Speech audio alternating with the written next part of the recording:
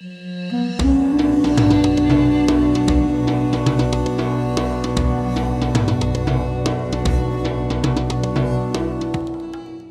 see, this change in control of the House of Representatives having any significance? Of course, GOP, traditionally more aligned to the interests of fossil fuel producers, arguably in the US. The Biden administration has tried to pursue more pro-energy transition policies. It's debatable how successful that has been at this point. What's your perspective? Sure. First, I agree with Mike on commodities, and that's what we had in our recent outlook that we released a couple of days ago on the oil market in 2023. So we have some serious problems in terms of commodity. But here is the situation. I am here in Texas, and literally I am sitting above a shale play right now.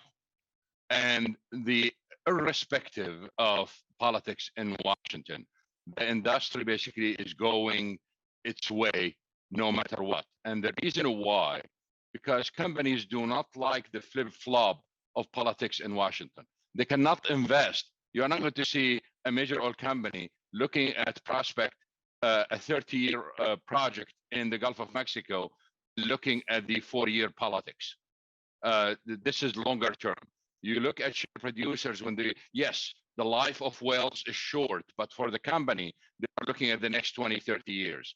So they have their own things, and they are usually ahead of the game. So if they know that the government is going to impose some environmental regulations, okay, we are going to go for it, but please do not flip on me later. We have enough evidence to show that even when the Biden administration tried to help consumers by allowing refineries to produce more, by relaxing some environmental regulations, refiners oppose that. It's not in their interest to do so. It does cost money too. So the industry basically, irrespective of politics in Washington, is going in a certain way. On the other side, we have to seriously pay attention to the carbon calculations, because I think this is the mother of all Enrons. And the reason why, just look at the news today. Shell is thinking about divesting from Norway. What does that mean? Well, once they divest from Norway, their carbon footprint shrinks. Someone else is buying those assets, which means that from a global point of view, there is no change. So even if we end up with a democratic government that is on the extreme left, and they impose all kinds of regulations, the companies are going to play the game. We've seen companies, basically, I've been working on this for the last 3 years, and we've seen companies literally counting trees on their campuses in their carbon plant. And these are 100-year-old trees. We've seen governments that, we've seen companies that shrank their offices because of COVID and working from home, claiming that space that is not occupied anymore, claiming it in their carbon footprint. So companies basically are playing all kinds of games. We have a behavior we call the scavenger behavior. The scavenger behavior basically is literally the management of the companies are telling them, look, go find what we've been doing green for a long time so we can incorporate that as a credit. Literally, Walmart has been green for the last 30 years. Why? So if I could just interrupt you there, Dr. Anas, it seems like the picture that you're painting is, policy formulated in Washington is going in one direction. The supermajors, obviously, they have to be seen to comply, but actually, behind the scenes, they're doing something very different, which is they're doing what they have done for a long time. They've done very well, which is develop assets, deploy capital, develop fossil fuel resources when they can. So building on that invisible hand narrative, I'm going to throw this to you, Dr. Anas, and playing devil's advocate here. In the UK, the government has set a target of net zero by 2050. We have COP28 this year in the UAE. Undoubtedly, there'll be more pledges. Will they be achieved? Again, questionable. What's the US's carbon footprint going to look like in 2050? Generally speaking, when we say net zero, that concept fits with what I said earlier that carbon accounting is the mother of all enrons, because all you got to do just keep the two sides of the equation in neutral, which means that carbon could go through the roof. You are just trying to compensate for that in some way. But policymakers, whether in the US or Europe, are having some serious problems, and they are causing some serious damage. To give you some examples, look at the UK, for example, and those ideas basically being circulated here in the United States. They, at the same time, when they want to kill the oil industry, they want the oil. At the same time, they don't want the fossil fuel.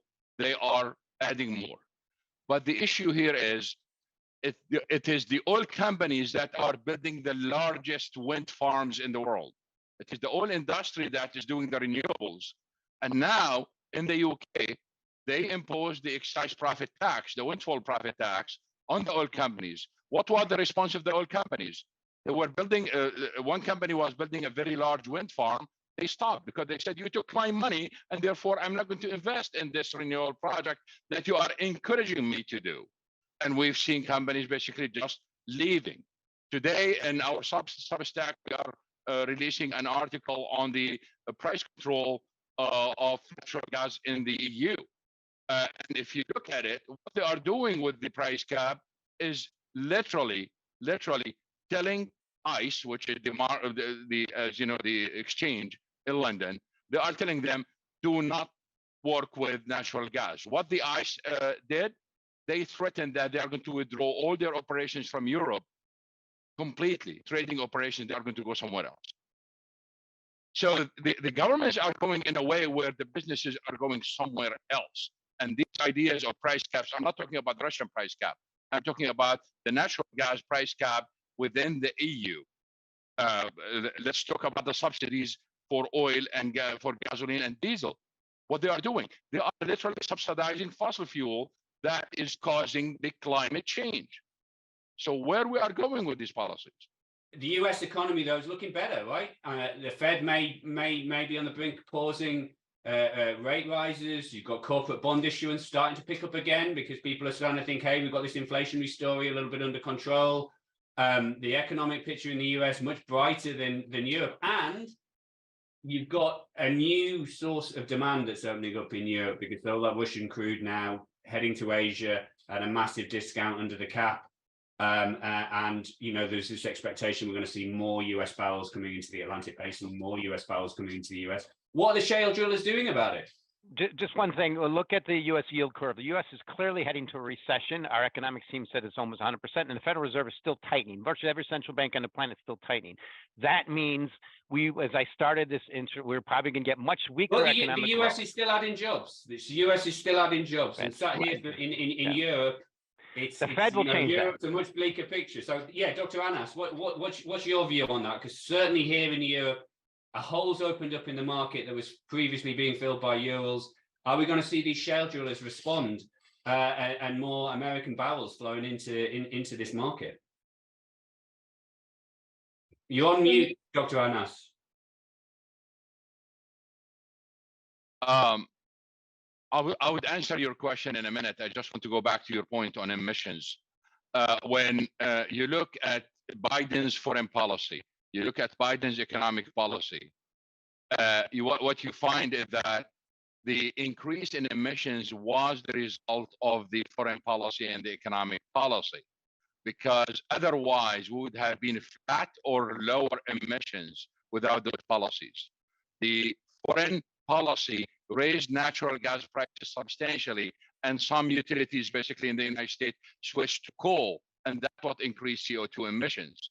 And then if you look at the SPR release, what the SPR release did, basically it lowered oil prices and maintained the demand as is almost in the United States, and increased for some products, that increased emissions.